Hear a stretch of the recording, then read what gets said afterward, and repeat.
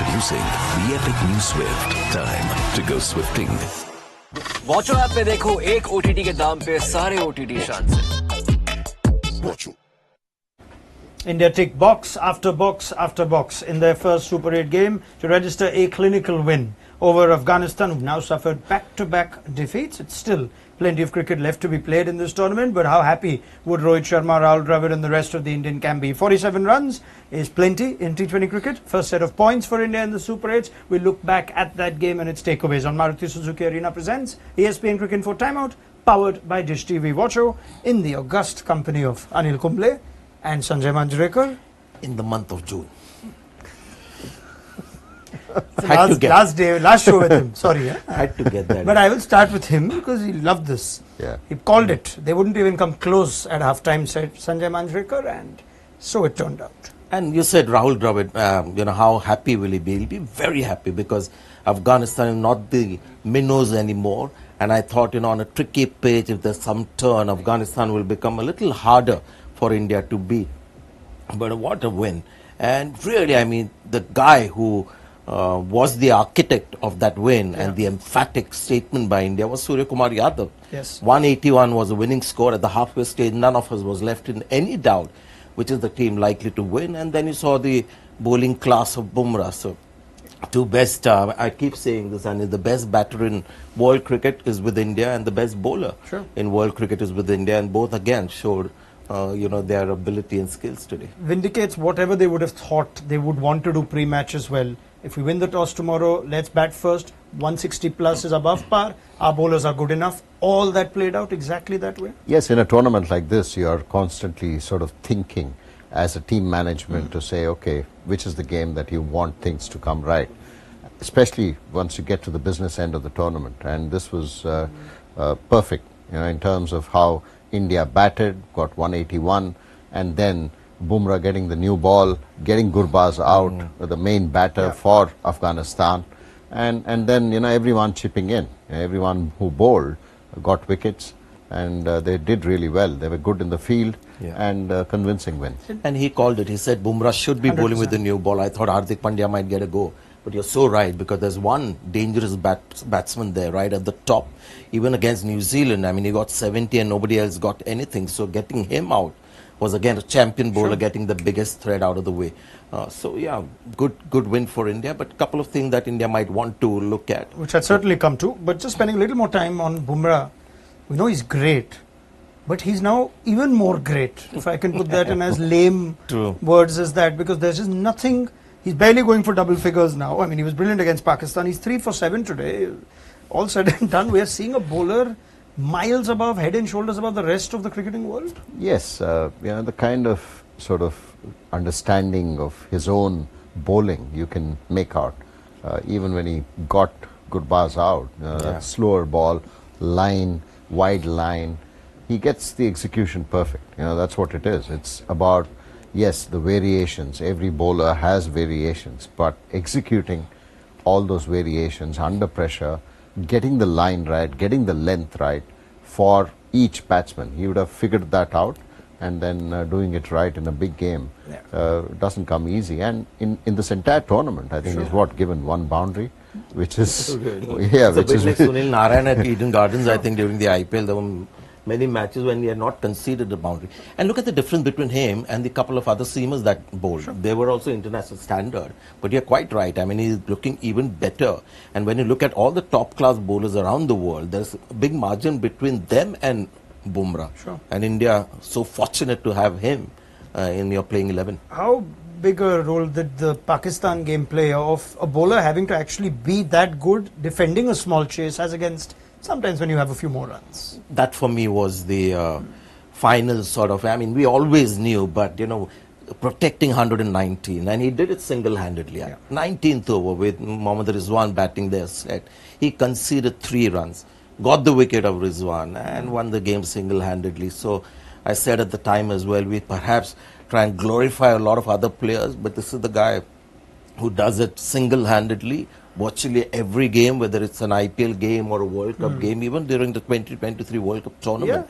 He was by far the best bowler in the tournament. India lost the final, but there he was. Fair enough, he had Mohammad Shami there, in that tournament. Here, True. you had held the responsibility of leading the bowling attack.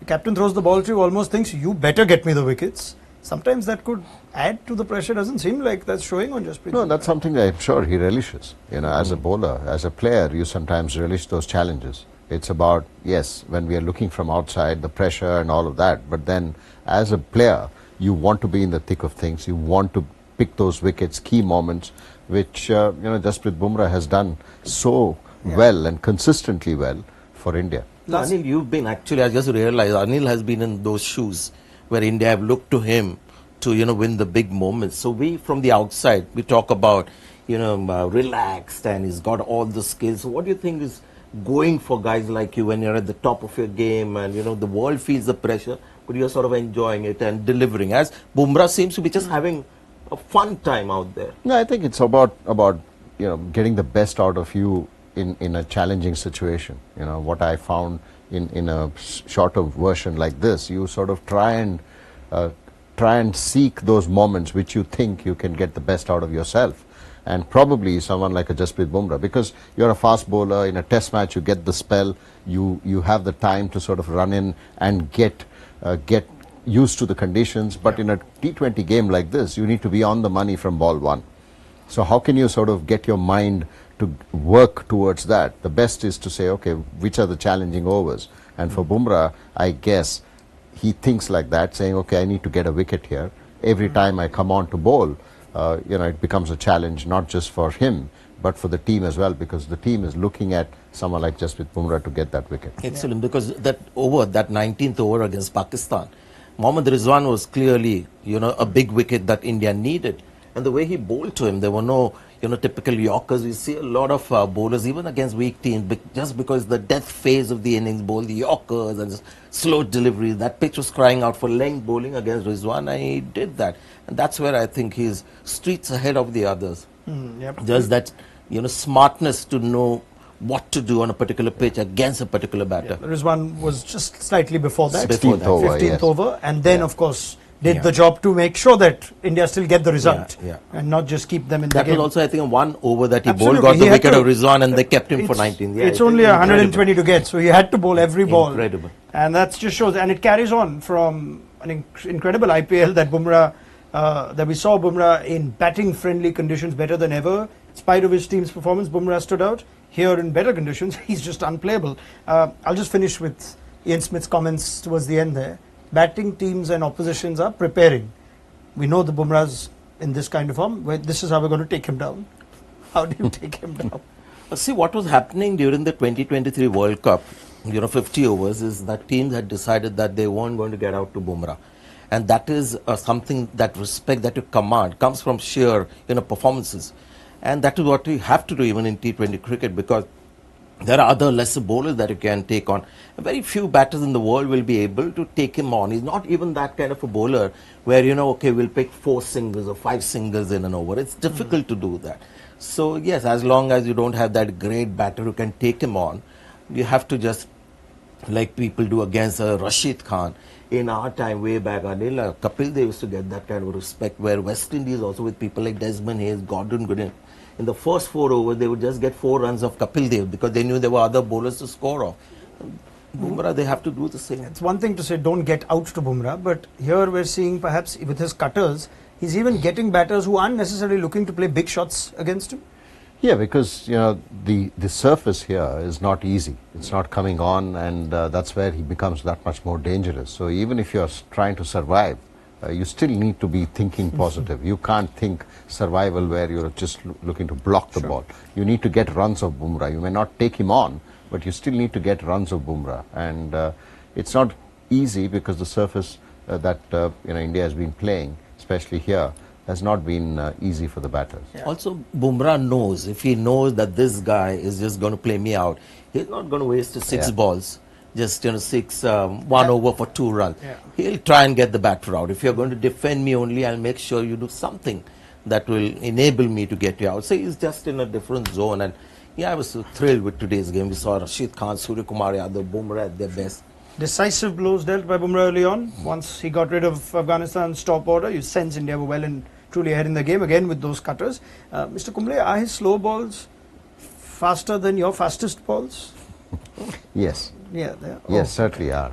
Think of that. Where did that come from? I just thought about it. When Bumrah bowls slow and when certainly Kumble bowls fast, where the speeds are kind of. No, the same. they are. I couldn't They are. understand that first wicket. That I couldn't understand. Was that now a deliberate ploy to get Rahmanullah Gurbaz to play that kind of a shot? Or because that was a crucial sort of start for him. No, I think the slow ball was something that he certainly wanted to outfox Gurbaz because, if you look at the first over, he was coming at the bowler. So he knew as a bowler, when you're waiting for your turn to come on to bowl, you know that the batsman is trying to get on top of you right from ball one rather than looking to play. So you can sense that. So when Bumrah sensed that, obviously he wanted to bowl the slower ball, but what was really good in the execution was the line that he bowled. Deliberately wider, so that someone like Gurbaz had to reach, and even if you connect that, you're not going to go past the inner circle, because from there to hit it for a 6 is really, really tough. Okay, please send your questions through as well. We'll take them on our YouTube live to Anil and Sanjay. Let's move to the spinners. 6 overs, 3 for 35 between Aksar and Jadeja, beg your pardon, 2 for 35. Kuldeep Yadav, 4 overs, 2 for 32, going at 8s on his first outing. Anil Kumble. Yeah, it's been a while since he's played, so he's been sitting for the last 1 month and not really had an opportunity to play. He bowled a no ball. It can happen. It can happen because you're constantly bowling in the nets, and suddenly to come in and bowl in a match. So he picked up a wicket, and that's something that I'm sure will give him the confidence. Just the outing there, 4 overs. I know he gave 30 runs. Yeah. Gave away a couple of wickets, sixes, though. Yes. couple of wickets, couple of sixes, 1 no ball. So he'll be a bit disappointed with the outing. But generally, when you've been sitting around, then you can't expect a spinner to just come in and say, okay, 4 overs, 4 for 10. It doesn't happen always. Yeah, and also the condition that we have here, where there's something for the pitch, for the bowlers in the pitch. The boundaries are very small. I mean, today one boundary was 57 meters. Now, Kuldeep Yadav is great value when the pitches are good for batting, because that is when he'll get you wickets against run of play. So here, I think in the pecking order, he might just be the 3rd spinner for India to use. His real value is when you have ideal batting conditions. Now you have a couple of finger spinners can do the job. I mean, we are not even talking about Chahal, who's another fantastic T20 bowler, because there's so much in the pitch. I mean, today watching Akshar Patel bowl felt like I was watching one of the test matches that we have in a home series. So there was plenty for the spinners. Yep, I think comments coming through saying good to see the spinners all bowled together.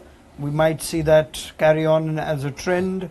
And yes, India do go to St. Lucia, where batting has been much better than other venues. So we'll see how Kuldeep Yadav is cooked by the time we reach there. It's the 3rd game for India. This one from Varun Iyengar. Is there a chance that India would swap Arshdeep with Siraj? Siraj may not have got wickets, but has bowled well. Arshdeep has got wickets, but has he bowled well?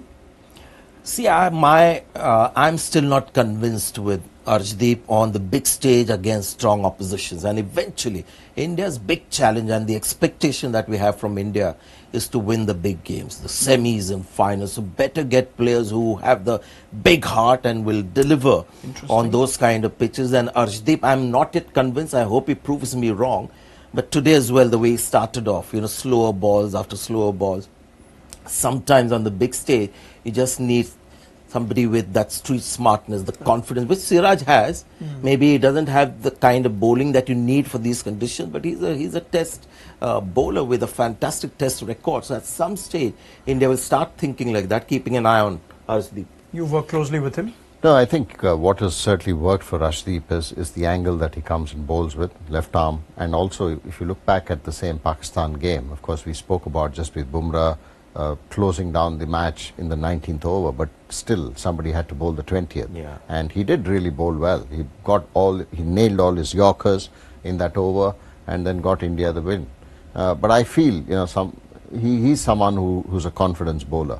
And if you look at both Siraj and Arshdeep, Arshdeep perhaps tips over Siraj because of his death bowling rather than with the new ball. With the new ball, maybe both are similar. Siraj may be slightly better because he can certainly give you those 2 or 3 overs in the power play. As far as more phases go, I think more phases go. I think Arshdeep is more suited. Let's assume big stage game, strong team like in Australia or England.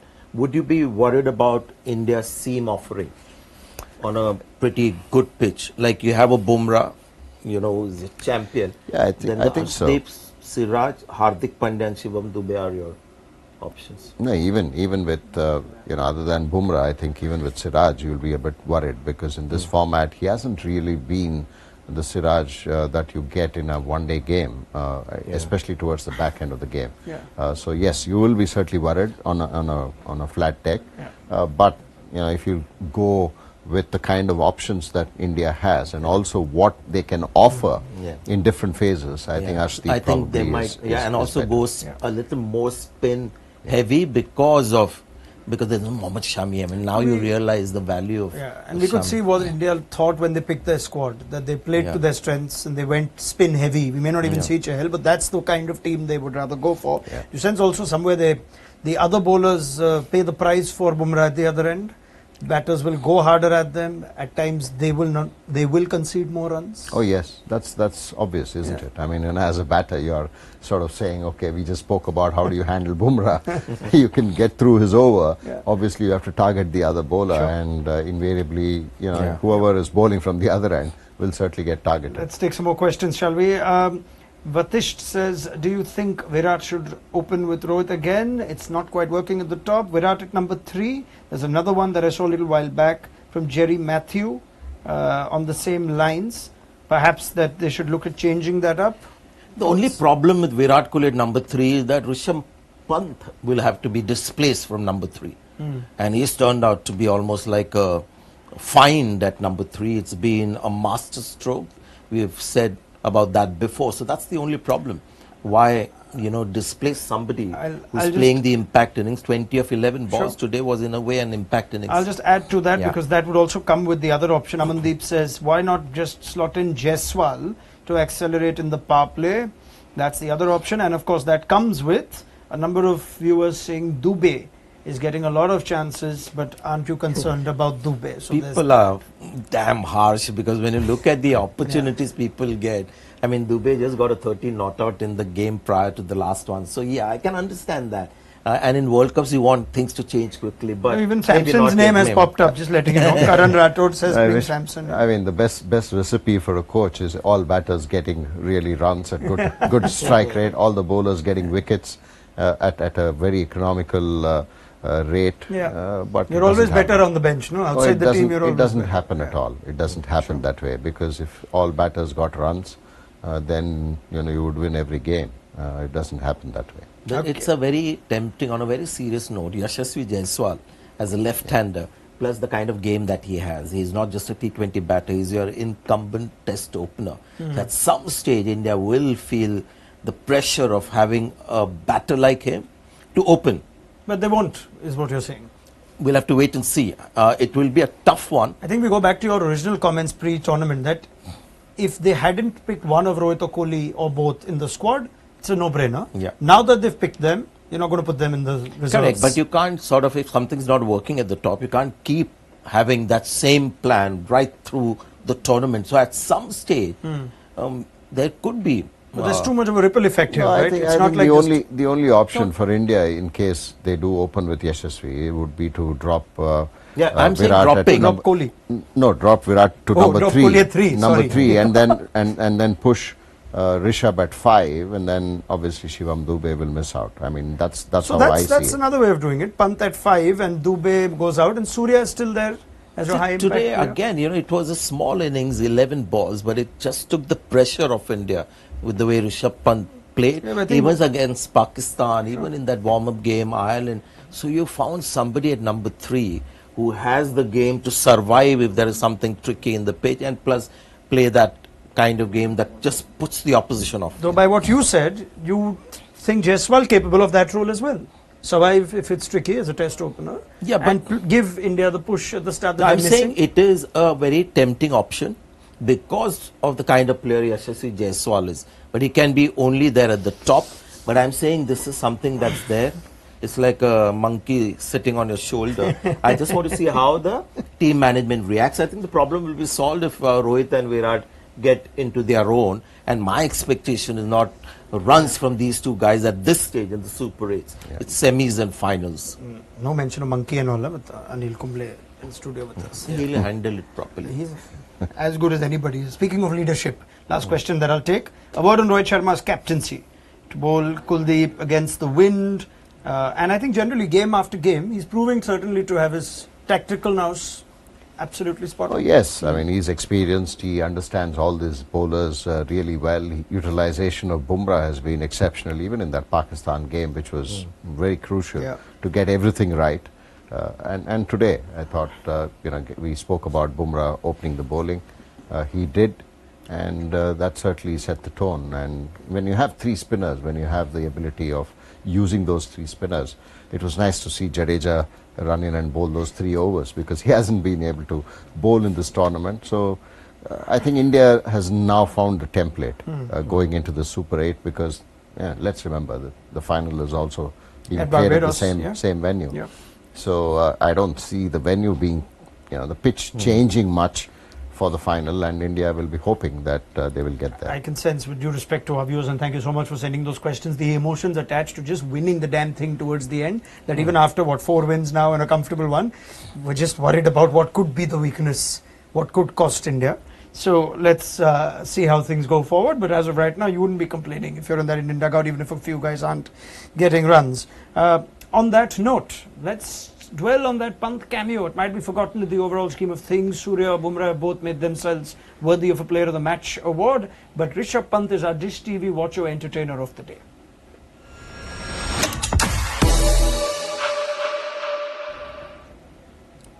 Now, this is a player that we'd like to pick in this segment, who the fans will talk about, a fan favourite, much like Dish TV Watcher, who played that little cameo.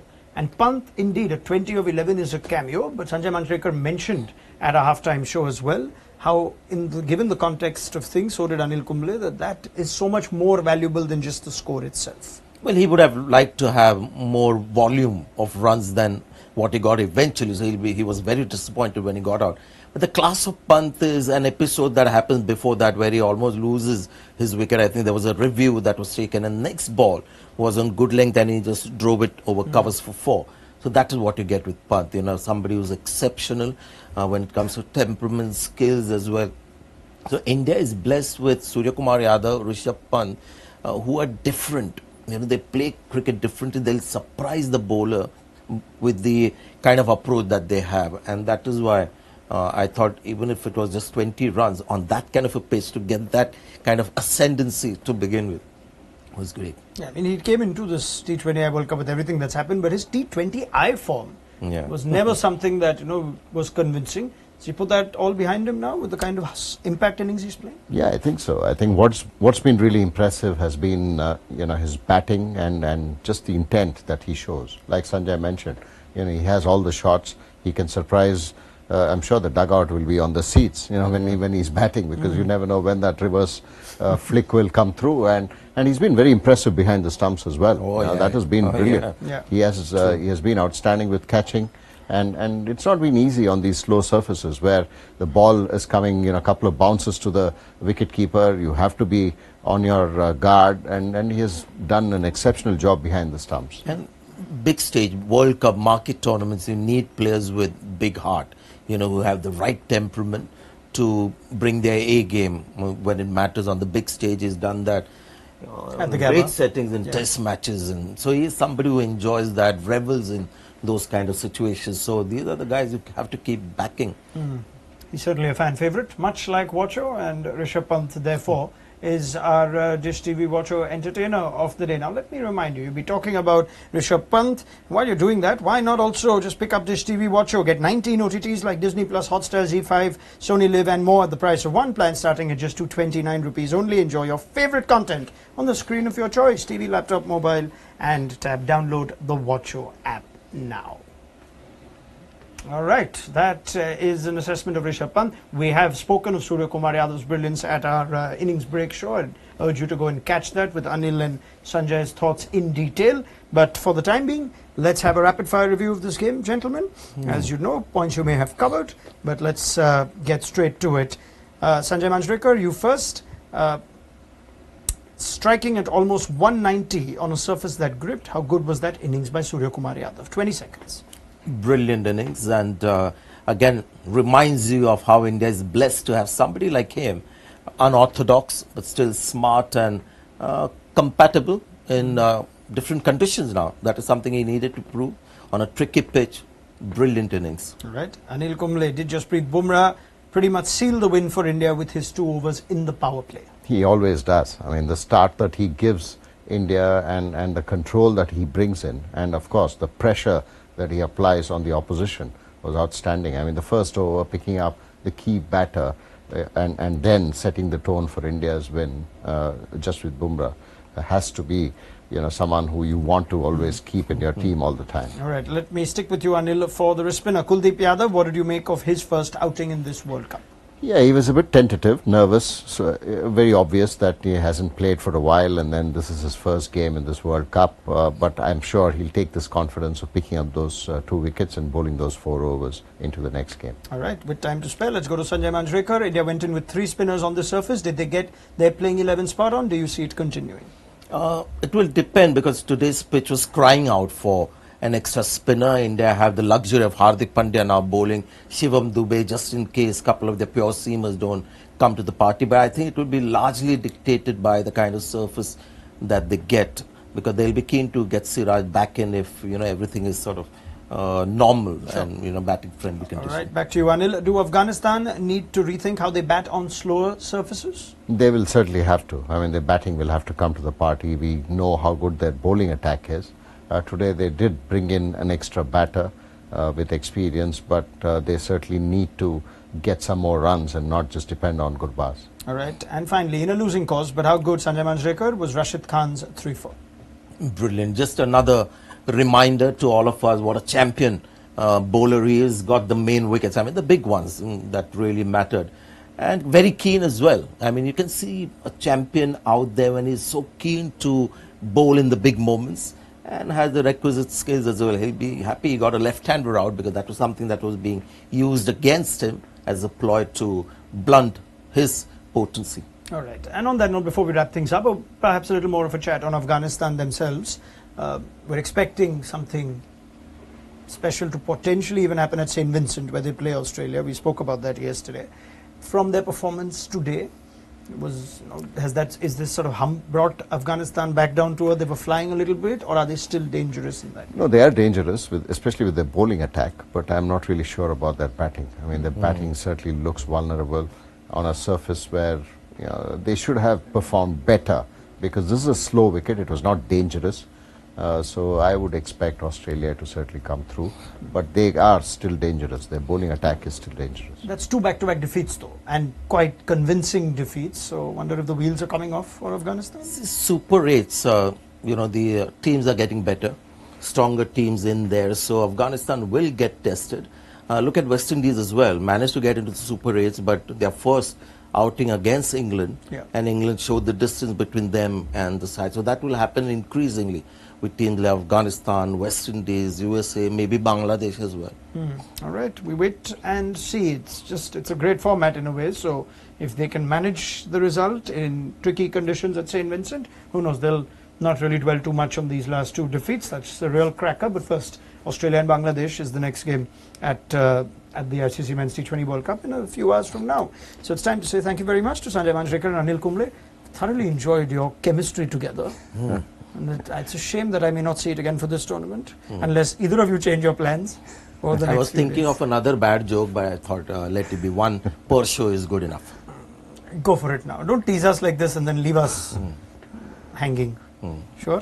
No, maybe it can only be said off air. No, it is actually very bad. It was some chemistry related. Yeah, chemistry or some other subject. Engineering or something you thought. Chalo, good enough. I'll leave it there. Anil, thank you so much. I'll see you tomorrow. Sanjay Manjrekar in a few days as well. Thank you for your questions and your thoughts. Keep them coming, please. That's all the time we've got now, but India will have tough challenges coming up, especially that game against Australia. We're in action, like I said, against Bangladesh next. We will be live tomorrow evening for what's another cracker, England against South Africa, with so much to play for and so much at stake.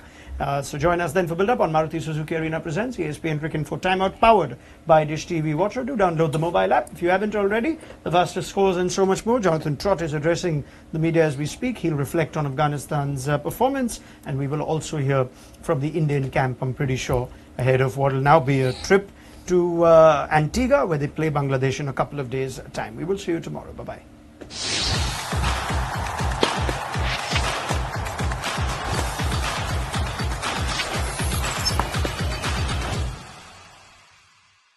Introducing the epic new Swift. Time to go swifting. Watcho app पे देखो एक OTT के दाम पे सारे OTT शान से